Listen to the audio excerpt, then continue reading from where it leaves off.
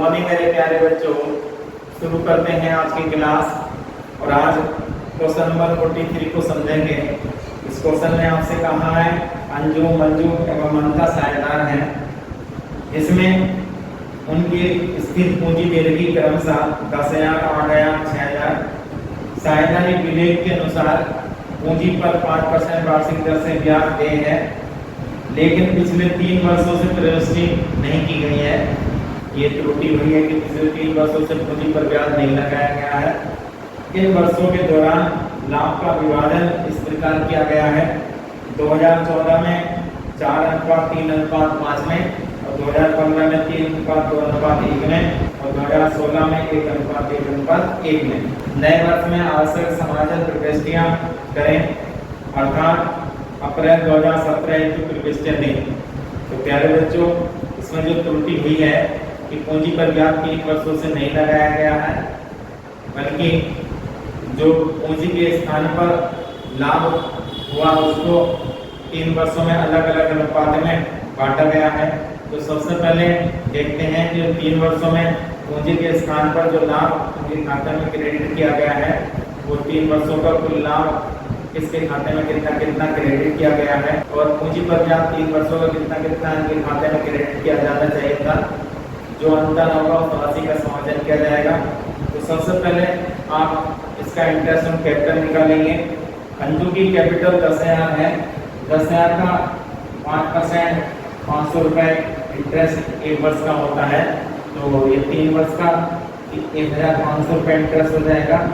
और मंजू का इंटरेस्ट 8,000 की पूंजी है, 5% 400 रुपये 1 वर्ष का होगा, और 3 वर्ष का 1,200 रुपये होगा। ममता की पूंजी 6,000 है, इसका 5% 300 रुपये 1 वर्ष का इंटरेस्ट होगा, और 3 वर्ष का 900 रुपये इंटरेस्ट हो जाएगा। इस प्रकार ये कुल इंटरेस्ट 1 वर्ष का 1,200 होगा, और 3 वर्षों का 3,600 रुपये ये टोटल इंटरेस्ट होगा। ये जो टोटल इंटरेस्ट है 1,200 3 वर्षों क्रेडिट नहीं किया गया, बल्कि 1,200 का लाभ लाभांश अनुपात में जो प्रत्येक वर्ष का अलग अलग लाभांश अनुपात में है उसमें क्रेडिट किया गया है। तो सबसे पहले जो अमाउंट ऑलरेडी क्रेडिट की गई है 2014 में 1,200 रुपये का जो टोटल इंटरेस्ट ऑन कैपिटल है, तो 1,200 रुपये का जो लाभ है ये उनके लाभांश खाते में क्रेडिट किया गया होगा 4:3:5 में। इस प्रकार अंजू के खाते में 400 रुपये, मंजू के खाते में 300 रुपये और ममता के खाते में 500 रुपये क्रेडिट किए गए होंगे। इस प्रकार 2015 में जो लाभांश अनुपात दे रखा 3:2:1, तो 1,200 में बांट देंगे। तो इस प्रकार अंजू के खाते में 2015 में 600 रुपये, मंजू के खाते में 400 रुपये, ममता के खाते में 200 रुपये क्रेडिट किए गए होंगे। और 2016 में जो लाभांश अनुपात है 1:1, तो ये 1,200 को इसमें बांटेंगे, तो ये 400 रुपये अंजू के खाते में, 400 मंजू के खाते में, 400 ममता के खाते में। इस प्रकार ये 3 वर्षों में जो टोटल राशि इनके खातों में क्रेडिट की गई है 1,400 रुपये अंजू के खाते में, 1,100 रुपये मंजू के खाते में, और ममता के खाते में 1,100 रुपये, और ये 3,600 रुपये ये जो टोटल इंटरेस्ट था ये इनके खाते में इस प्रकार लाभ के रूप में क्रेडिट किया गया है, क्योंकि इंटरेस्ट ऑन कैपिटल इन 3 वर्षों में नहीं चार्ज किया गया। जबकि 3 वर्षों में इनके खाते में इंटरेस्ट ऑन कैपिटल क्रेडिट किया जाना चाहिए था 1,500 रुपये अंजू के खाते में, क्योंकि 1 वर्ष का इंटरेस्ट ऑन कैपिटल इसका अंजू का 500 रुपये है। 3 वर्षों का जो इंटरेस्ट ऑन कैपिटल होगा 1,500 रुपये होगा, तो उसके खाते में क्रेडिट किया जाना चाहिए था। इस प्रकार मंजू का जो इंटरेस्ट ऑन कैपिटल है 1 वर्ष का 400 रुपये है, 3 वर्ष का 1,200 रुपये उसके खाते में क्रेडिट किया जाना चाहिए था।